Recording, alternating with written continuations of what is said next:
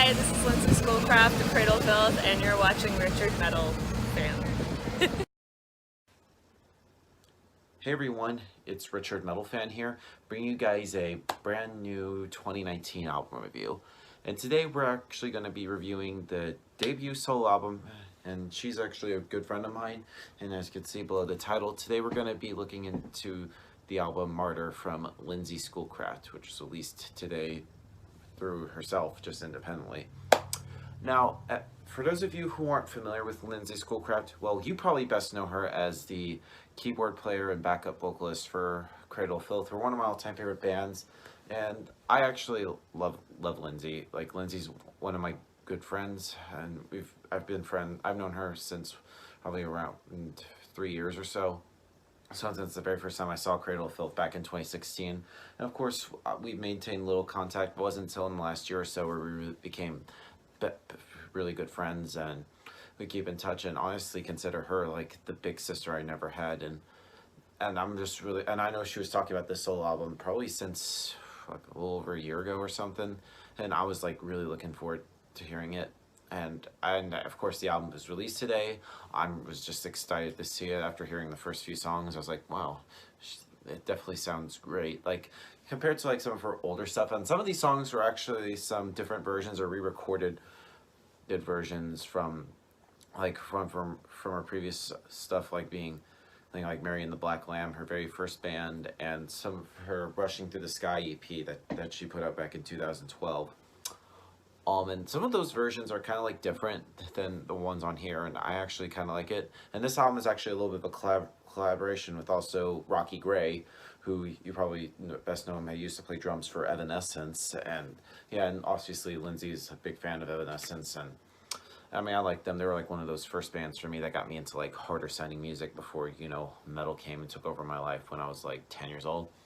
So yeah, without further ado, let's dive into this album track by track. Now, starting off the album is the song Savior, which will be a hit for like your previous fans of like gothic rock, with like an alluring piano introduction, some very intensifying drumming that follows, then electrostatic sound that transitions into sort of like a heavy goth rock style guitar chords before softening with sort of like Lindsay's vocals. Pretty good way to start off this album. And then we go into Dangerous Game, where Lindsay not only does a great job on the vocals, but her trademark keys also brings like a nice touch to the music. And moreover, for Rocky, and I should also mention that Rocky also plays guitar and bass on here, and he actually does like programming on the drums. I don't think he actually played drums on there. I could be wrong, but I love his like low tune bass punches sounds as thunderous as they can be, and it adds thing to the word like gothic for like the final result. Stranger, which is even more delicate than the previous two songs on here, but still presenting the electricity of gothic rock, and you sort of like hear like elements of like Evanescence and The Cure, and even a little bit of Depeche Mode in the music. Into the Night. Now this song right here is where it's impressive of how Lindsay can sound so gentle and also just very dark at the same time. Probably like us from like touring with like Cradle of Filth, and it offers us a ballad perfect for like enjoying together with your loved one. Blood from the Stone, which is darker, producing a melancholy vibe, a lot more simple. Well, the vocal goes over the piano, and the song is kind of softer, sorrowful, and just right from the heart, and just full from the heart. It's just very powerful and moving, and the vocals and the piano meld perfectly for a haunting experience. And also kind of reminds you of like a little bit of a darker, gothic, darker version of Enya, mainly due to like the gorgeous way that Lindsay declaims the song's touching lyrics. It puts differently, and let Lindsay and her serene vocals and pianos just like mesmerize you with this song. Next song on here is Dawn, which is where Lindsay's is unstoppable with her melancholic piano notes and ethereal, real, and almost instrumental composition. Then we go into Remember, and this is supported by like also has a little bit of like children's choir in here, and Lindsay's keys gets more piercing, and Rocky brings like the heaviness to the music with his riffs and program beats on here. See the Light, which is actually just brings like very industrial metal edge, just boom, hits you right in there with some really great riffs, and also features a guest appearance from our homie Zen from Nail Blow the Scars doing some guest growls, and it just probably be the best for a metalhead to start with. It's just boom, Richie right in there. Where I Fall, which is a very Evanescence influenced song, which is not a surprise with Lindsay being a fan of the band.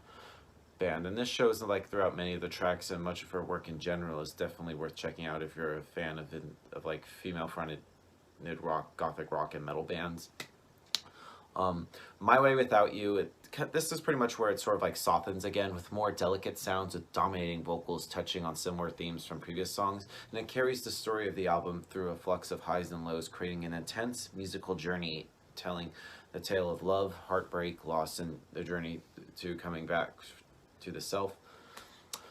And then the album closes out with the song Lullaby, which is actually a cover originally done by The Cure, which I haven't really listened to most of The Cure. I've heard a little bit of it, but this version, I feel like it's sort of like replacing like the groovy bass line and Walking the Rain feel of the original with sort of like an ambience of the track, feeling like something you would be listening to while exploring an abandoned hospital at sunset. Has a very eerie, poetic piece that seems more dramatic and nightmarish rather than the gentle song to slumber that the title suggested. And it's sort of like orchestral and industrial elements mixed, creating a different atmosphere from the majority of the rest of the tracks. Pretty good way to end this album. Now overall, Lindsay, you did a pretty good job with this album. This was well worth the wait. And if you're by any chance watching this, just, you rock. Thank you for being awesome. So if I would give this album a score, I'm going to give this probably a solid 9 out of 10, or probably 9.5.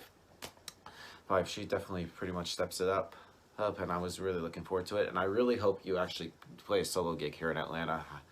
I got some friends that can hook you up with a gig. So yeah, that's my review of Martyr by Lindsay Schoolcraft, guys. Let me know in the comments what you guys think about it, and I'll see you all in the next video. And as always, keep it metal.